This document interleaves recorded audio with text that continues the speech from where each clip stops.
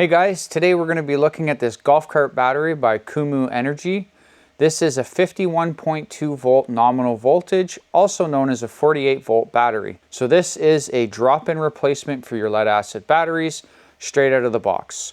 All you need to do is hook up your positive and negative and you can literally drive away. So this battery here is a 105 amp hour battery or a 5,376 watt hour battery. This is going to give you a lot of range. This battery here can do a continuous 100 amp discharge.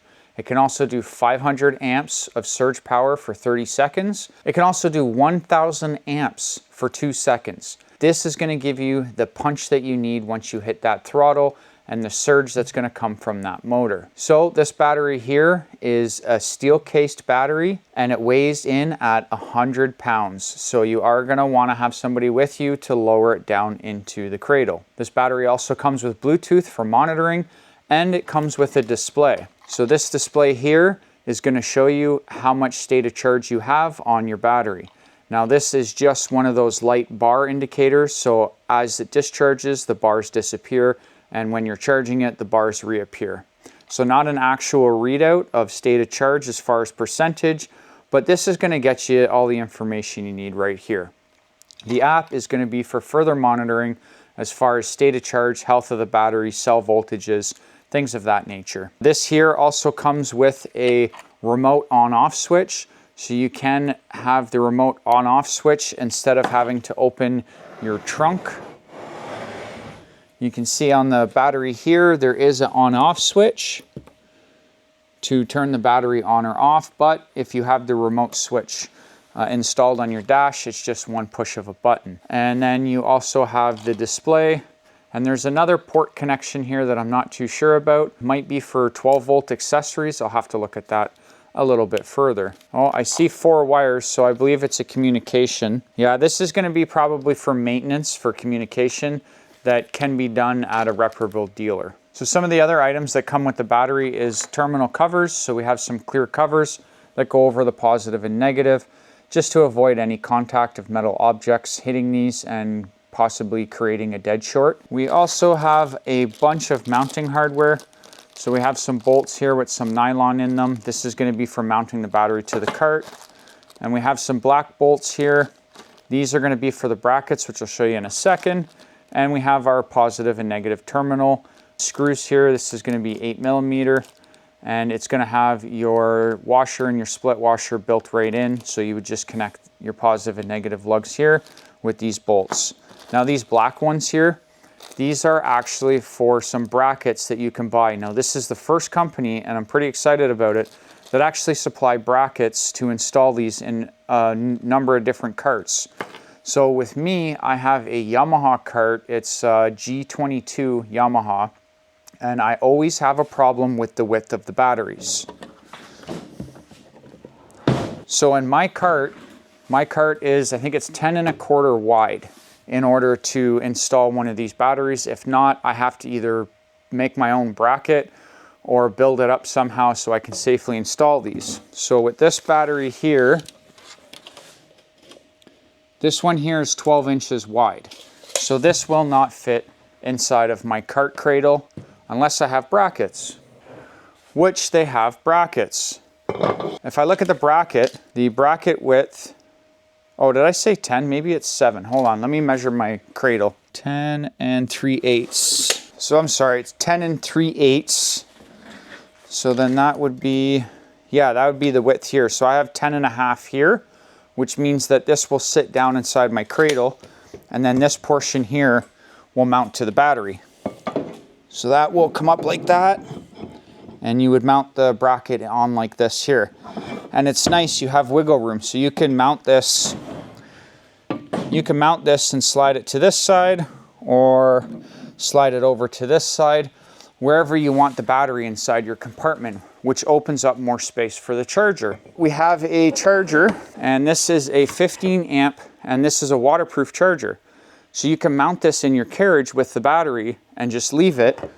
And then they also supply, depending on which cart you have, they give you a plug cover. So you would take out where your old charger used to plug in, and this will fit right in its place. And then you would just plug a extension cord into here. They also supply with the battery.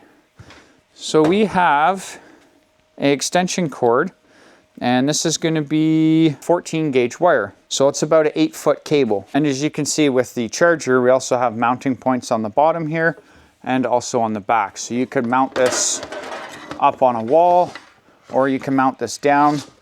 Now for me, let's see. Yeah, I'd have to trim a bit off. I could do it though. If I was to actually take a saw and cut this bracket down, then I can mount this down in the carriage with the battery. If I put it down to like 10.5 inches on these. Let's do a capacity test on this battery, and let's see if we actually get 105 amp hours out of the stated capacity of the battery. All right, and I'm ready to run my discharge test on this battery. So I'm gonna start out by charging the capacitors. Well, sorry, if you watch my previous video, I burnt out one of these inverters by not having it off first. So it is in the off position. Now I'm gonna pre-charge the resistors. You can see the voltage jump up there. That's because my smart shunt is now detecting a load. And I'm gonna turn the breaker on. So now with the breaker on, I'm going to turn on the inverter.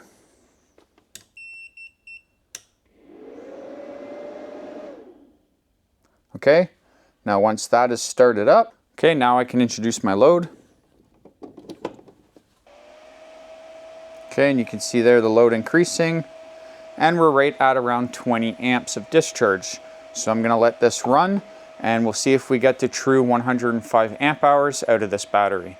And the discharge test is complete, and as you can see, we have almost 110 amp hours out of the 105 amp hour battery. I'm sure I probably could have squeezed a bit more power out, but the inverter is set to disconnect at a certain voltage. But nonetheless, we got almost 110 amp hours out of this battery, so this test is a pass. So we passed capacity. Let's take a closer look at this battery. So here we have the negative terminal. We have a vent in case of any kind of gases need to vent out of this battery, which I've never heard of, but it's nice that they have the safety feature. We have the comms port. This is going to be where the display and switch for the remote on-off can be installed. This is the bundle of cable here, so you can see it's long enough to route this anywhere you need to.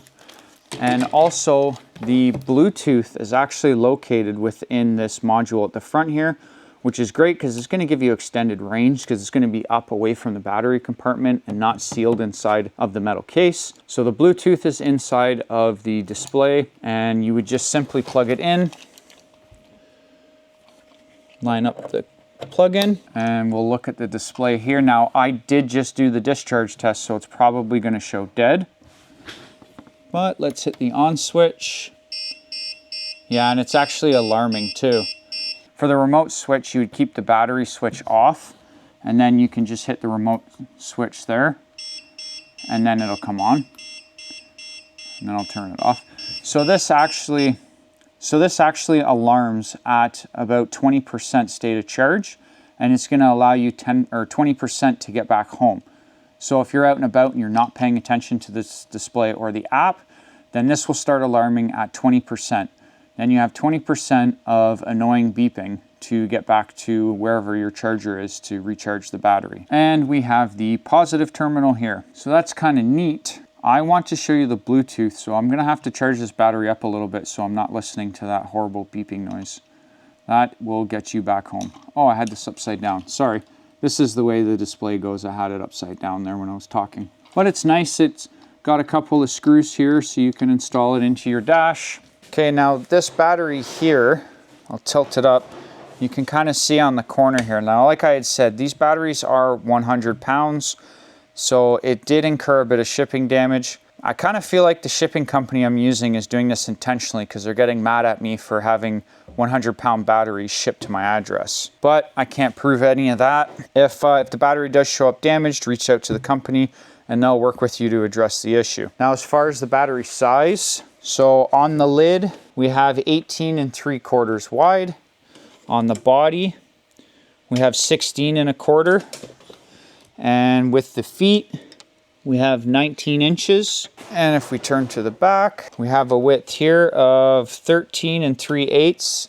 Now this tape does have dummy measurements on it. Please don't call me out for that. I didn't buy this tape. 12 inches wide, and the feet is 8 3/4. But it actually does make it quite quick to read out measurements. But I did not buy that dummy tape. Okay, and on the top of the battery, you can see right here, I painted over it with a paint marker just to try and keep the bare metal not exposed. But nonetheless, we have our perimeter screws, and we have a couple of heavy duty handles here to lower the battery and take it out. And we can see the model number here, which is the EMAX 15505, 51.2 nominal voltage, 105 amp hours, 1.376 kilowatt hours. Oh, so I was wrong here. We actually have 250 amps of continuous discharge. I was wrong there in the beginning. We have 500 amps for 15 seconds, and we have another 500 amps for 15 seconds regen. So that's going to be charging. I don't know how you would get 150 amps of regenerative braking, but I guess on a really huge hill maybe. And then 1000 amps of discharge for 2 seconds. We have the company logo, which I like. This is a very nice logo. QR codes here to download the app. Okay, so I'm very curious. I want to open this up. So I'm going to take the lid off, and then we'll have a look at the battery after. Okay, and there's the lid here. It looks like we have some protection here on the lid. It's some kind of maybe resin board or something, but that's nice. So there's no bare metal on the lid here. And this, so far, this looks really good. Okay, the inside of this battery looks really, really clean and good. It looks like we have like a neoprene pad here that's over top of all the cells, and then they've welded on after, which is kind of genius. And then you can see here we have the balance lead cable, which is riveted to the bus bar, and then the bus bar is laser welded on. And you can see how all these cables are nicely routed. Like this is fire rated tape, and this is all running throughout. Everything's nicely zip tied. You can see here we have a potted temperature sensor ring terminal, and that is also riveted to the actual bus bar. So that is going to give you the temperature reading of the actual internal of the cell, which is how I really like to see it. This is done the right way. And we have more than one. So this is T5. Let's start here. So we have a temperature sensor here at the beginning of this bank of cells. Then we have another temperature sensor here. We have another temperature sensor here. We have another one here, another one here, and another one here. So a total of 6 temperature sensors on the cells. I've never seen so many temperature sensors on cells before. That is awesome. This is going to be hard for me to tell. I'm guessing this is the negative, yes, and this is the positive. So our positive bus bar is over here. We have a flexible bus bar that's going to run over and into the first positive cell, which is then going to come over to the negative, and then the positive, negative, positive, negative, positive, and it's going to keep switching back and forth. And then when it gets over to here, this battery here is now going to series connect over to this pack via this flexible bus bar here. And then that is going to continue the series connection, boop, boop, 16 cells all in total, all the way over to here. And then this is going to be the main negative. And how these batteries work, each of these cells here are in series connected. So if one of these cells, if the voltage starts to deviate, these balance lead cables here will actually send voltage and current into one of the lower cells to bring it up to match all of the rest of the 16.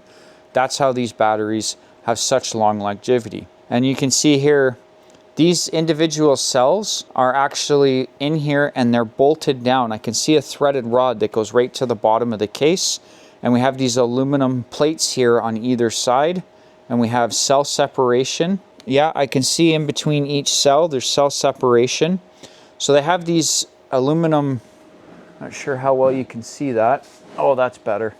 So they have these aluminum brackets and they're on either side of this pack here of 8 cells. And then they have it banded with metal strapping.